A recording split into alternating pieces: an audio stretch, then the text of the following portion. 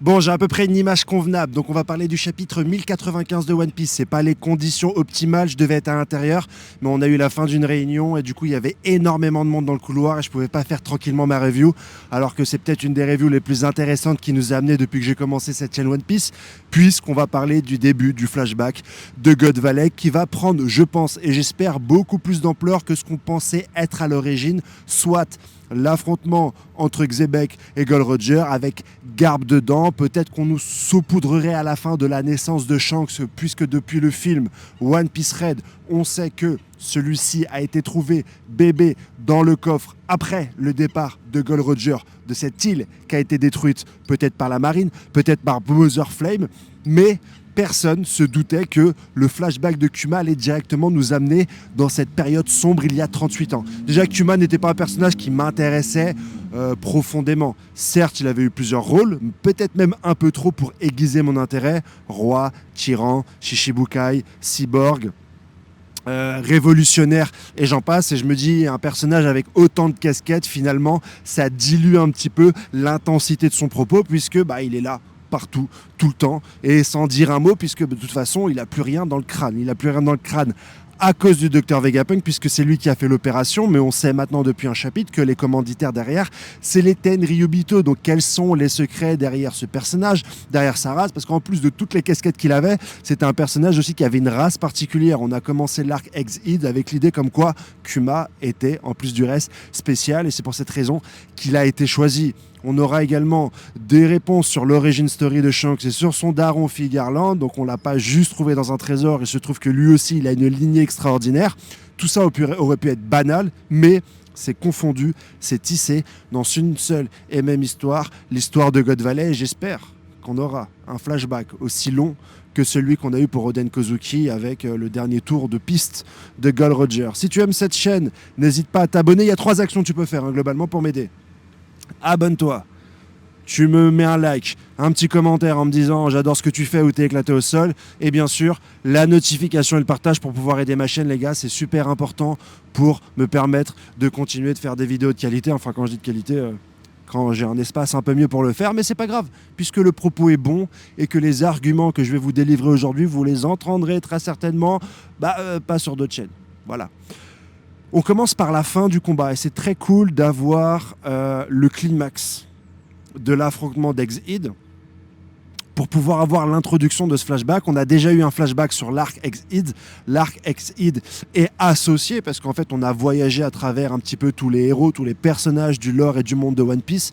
En tout cas, ceux qui vont participer à cette bataille finale. On a eu le flashback de Sabo sur les agissements qu'on a eu pendant la rêverie, et notamment la première transformation dans l'ombre du Gorosei, et je pensais pas qu'on aurait un deuxième flashback aussi rapidement.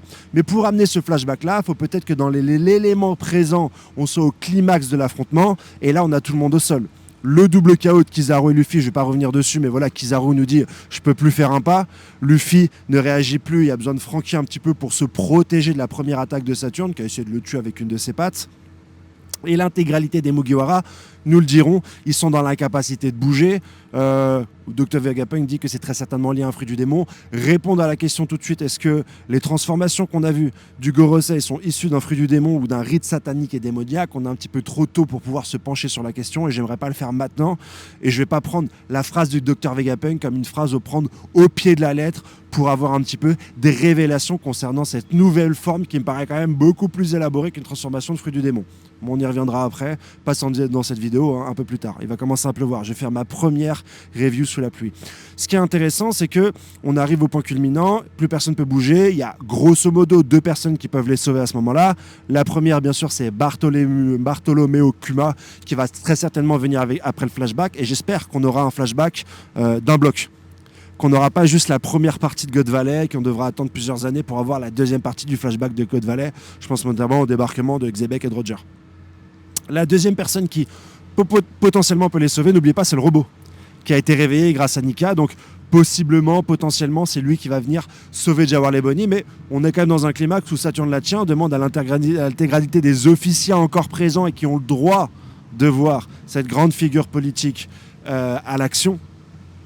Il leur demande de shooter directement dans la fille. Et là, on a un flashback qui va commencer un an avant God Valley, donc tu sais pas vraiment que tu es dans les God Valley, et tu vois un petit peu l'origine story de Kuma et de sa famille, et le mot-clé est lâché, c'est un boucanier, ça me surprend pas plus que ça.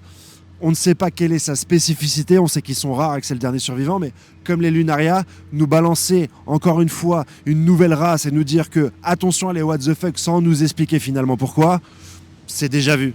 Et c'est déjà vu il y a pas si longtemps et on n'a même pas approfondi finalement le peuple des Lunarians. Alors celui des boucaniers ne va pas m'intéresser plus que cela, mis à part de savoir que dans le lore de One Piece, il y a potentiellement plusieurs races qui physiquement ressemblent à des humains, mais qui ne le sont pas vraiment.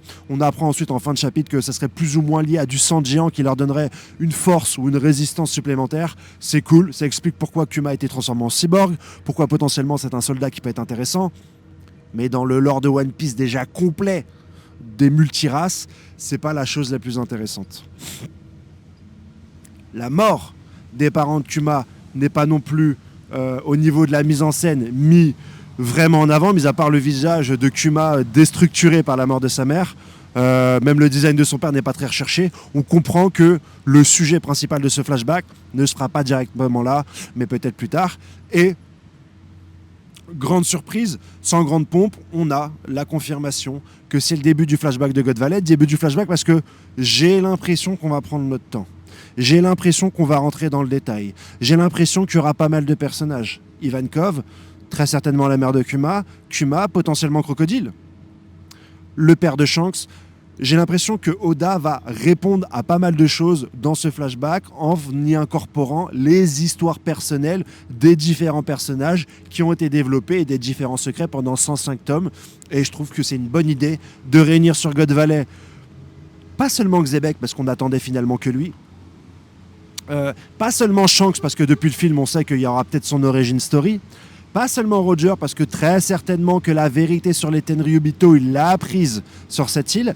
Pas uniquement sur ces putains de dragons célestes, parce que là, encore une fois, on sait que les secrets qui les entourent, le trésor, comme l'avait dit Doflamingo, sont très certainement autour de cette île. Mais on va y incorporer aussi l'origine story de plusieurs petits personnages. Ivankov, peut-être même Dragon. Ça serait intéressant de voir Dragon débarquer avec Garp, mais un dragon de la marine. C'est un truc qui revient souvent dans les fans. Faire un flashback juste sur ça, c'est un peu chiant. Mais l'incorporer encore dans God Valley, si tu veux, shooter God Valley au stéroïde avec toutes les origin story des personnages qu'on n'aura pas le temps de développer parce qu'on a dans la dernière partie de l'histoire, je prends. Avoir un tome sur God Valley, je prends. Avoir 5 tomes sur God Valley, je prends. Parce que ça va donner du lore à ce flashback et ça fera très certainement l'un des flashbacks les plus intéressants de tout One Piece confondu. Et comme on sait qu'Oda est assez chaud en flashback, fais-toi plaisir mon garçon, c'est tout ce que j'ai envie de dire. L'introduction de God Valley, elle est un peu fouillis, surtout quand tu regardes par rapport au spoil. On avait vu que God Valley était un tournoi. Et moi, ça me paraissait intéressant, un tournoi. Je me suis dit, bah tiens, si un tournoi, c'est qu'il y a quelque chose à la clé. S'il y a quelque chose à la clé, qu'est-ce qui pourrait être intéressant pour un pirate? Rappelez-vous, le souhait de Barbe Noire. Hein. Il veut échanger Kobe contre une place dans le gouvernement mondial. Donc, il veut directement aller là-bas. Certains disent peut-être pour voler le trésor de Marie-Joas Terre-Sainte. Certes, mais il y a toujours cette attirance, même celle de York, quand tu fais partie du peuple, de finalement devenir Tenryubito.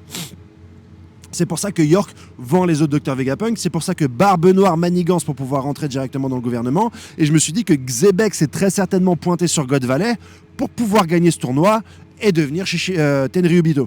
Mais c'est pas le cas. Apparemment, c'est pas un tournoi comme on l'entend. Sur God Valley, c'est plutôt une chasse à l'homme. Mais dans ce cas-là, ce qu'il faut se dire que si c'est une chasse à l'homme, alors Xebec ne vient pas en tant que candidat comme dans un tournoi, il vient pour mettre fin à cette chasse à l'homme. D'une manière ou d'une autre, même s'il a un truc à voler, même s'il a un truc à prendre chez les Tenryubito, qui semblent pas s'être déplacés avec leur trésor, il a potentiellement de la bienveillance en lui ou dans son acte, et on va peut-être être très surpris par finalement le but de ce rock d'Xebec.